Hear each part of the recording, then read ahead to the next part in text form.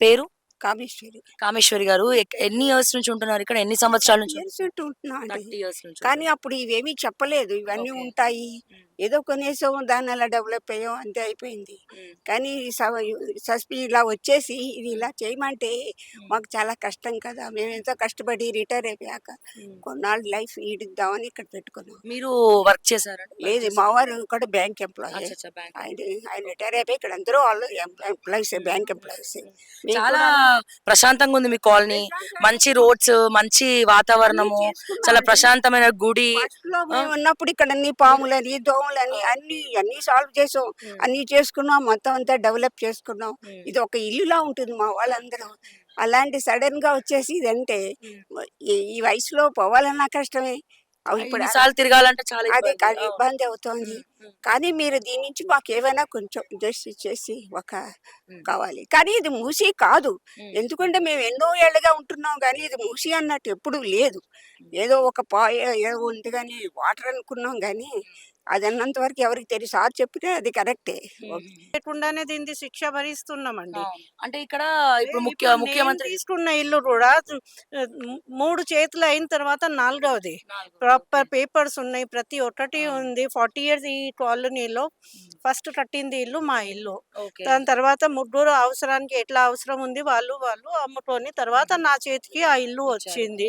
ఇంత డెవలప్ ఎక్కడ తీసుకొని పోయిన కెమెరా మీకు డెవలప్‌మెంట్ అవును. కనిపిస్తది. హ్మ్. ఎవరు ఇట్లా కాగితం గూడా మేము ఎక్కడికి పడేయము. హ్మ్. అంత డ అందరూ ఎడ్యుకేటెడ్ పీపుల్. తను అవును. టీచర్ ఉన్నారు. అవును. హ్మ్. అందరూ ఎడ్యుకేటెడ్ అండి. అదే ఇప్పుడేమంటున్నారు, ఇక్కడ ఈ దోమలుంటాయి, వయసులో ఈగలుంటాయి, వాళ్ళకే దోమలు రోగాలొస్తున్నాయి. హైదరాబాద్‌లో సో, ఎక్కడ అందుకే లేదండి. ఏడా దోమలు లేదు. నాకొక ప్లేస్ చెప్పండి. నేను ఈడ అమ్మేసుకొని ఆ ప్లేస్‌కి వెళ్తాను. దోమలు లేదంటే. ఈ ఈ రేపు ఏమంటారో కుక్కలుంటాయి అంటారేమో. ఈరోజు దోమలు అంటున్నారు. రేపు అందరూ. తెలవదండి. ఇది అవును. ఏంటిది? ఆహ్, కొత్త ఇది గవర్నమెంట్ వచ్చింది. వాళ్ళ చేతిలో ఎన్ని పన్నులున్నాయి. ఆ పనులు చేయండి. మాకు దానికి గౌరవించనీకే ఇది ఒక అవసరం ఇవ్వండి. అరే! మా చీఫ్ మినిస్టర్ ఇట్లా ఉన్నారు అని. కానీ వచ్చినప్పటి నుంచి ఇదేనండి. మాకు తెలవదు.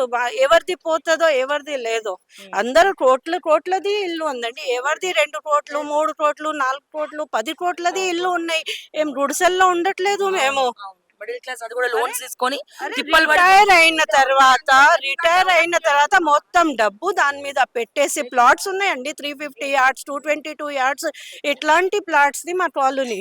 హ్మ్. హ్మ్. ఈ కాలనీకి మేమేం చేసినాం రిటైర్మెంట్‌లో వచ్చిన డబ్బు అరే! రెంట్స్ ఒస్తాయి. అవును. హాయిగా బతకొచ్చు. హ్మ్. ఎంత అరే! ఆర్మీ వాళ్ళు ఉంటారండి. అవును.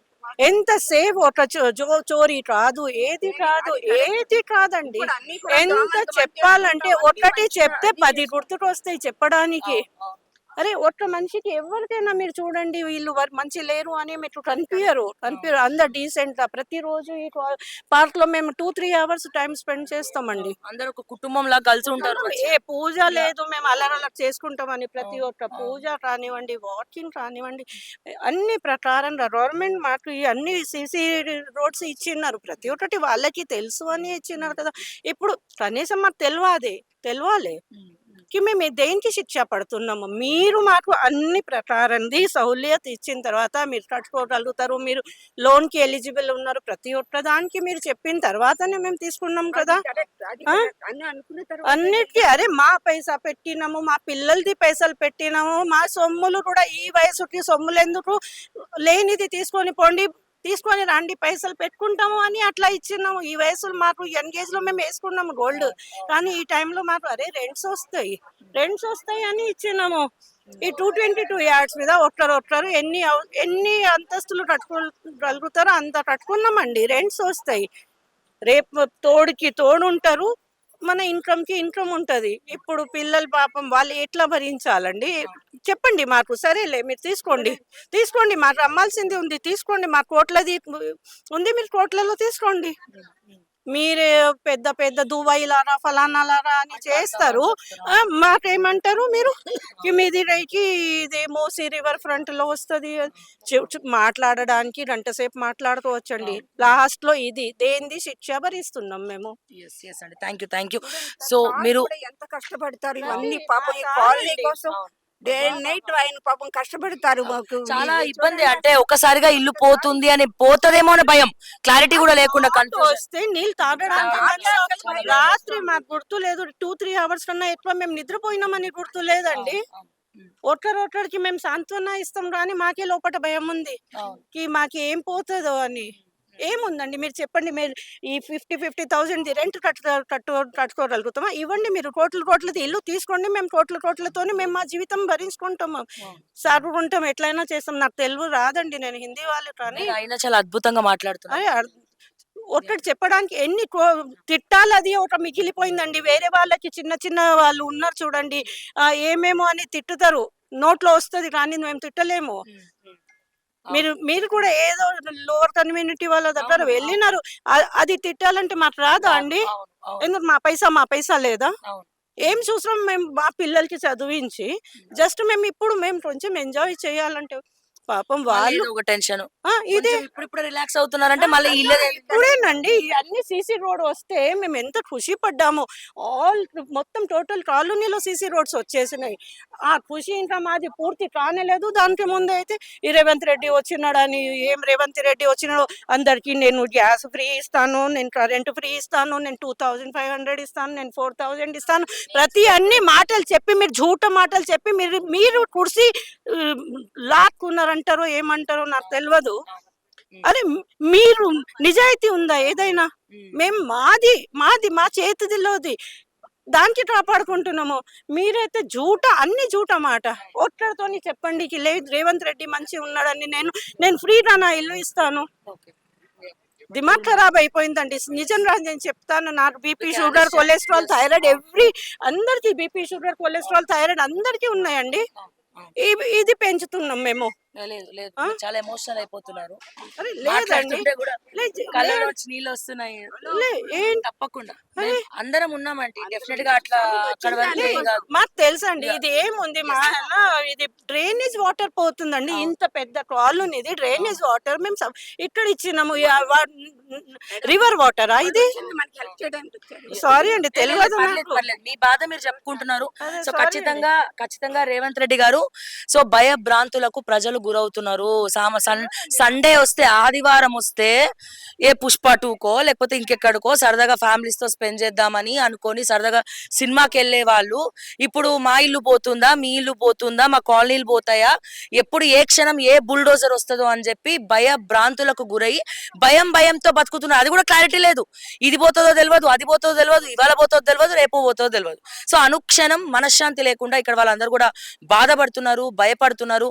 సో ఎక్కడ చాలా ప్రశాంతంగా ఉంది, ఇక్కడ కూడా ఈగలు దోమలు కావాలంటే ఈ బీజేపీ వాళ్ళు వచ్చి పర్పేసుకొని పడుకున్నట్టు ఆ రూమ్లలో మీరు కూడా వచ్చి ఇక్కడ పడుకోండి, రాత్రంతా చాప దుప్పటి తెచ్చుకొని పడుకోండి. ఎక్కడ దోమలు ఉన్నాయా, ఏమైనా ఉన్నాయా ఏందనేది తెలుస్తుంది.